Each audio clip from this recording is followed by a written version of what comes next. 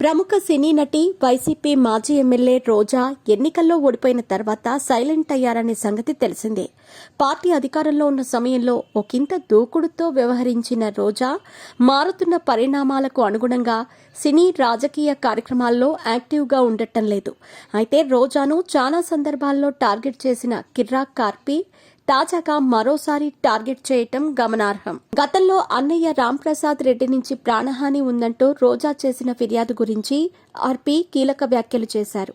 డబ్బుల కోసం అన్నయ్య తనను వేధిస్తున్నాడని, డబ్బులు ఇవ్వని పక్షంలో నా గురించి తప్పుగా ప్రచారం చేస్తానని బెదిరిస్తున్నాడని, సినిమా ఇండస్ట్రీలో సంపాదించిన డబ్బంతా తీసుకుని నన్ను నడి రోడ్డుపై ఉంచాడని, చంపుతానని వార్నింగ్లు ఇస్తున్నాడని 2013 సంవత్సరం అక్టోబర్ నెల 6వ తేదీన రోజా పోలీసులకు ఫిర్యాదు చేయటం జరిగింది.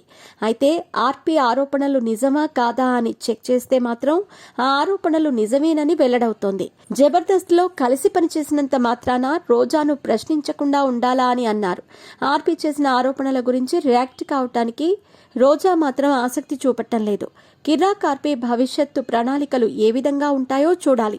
రోజాకు మాత్రం ఆర్పి చుక్కలు చూపిస్తున్నాడు.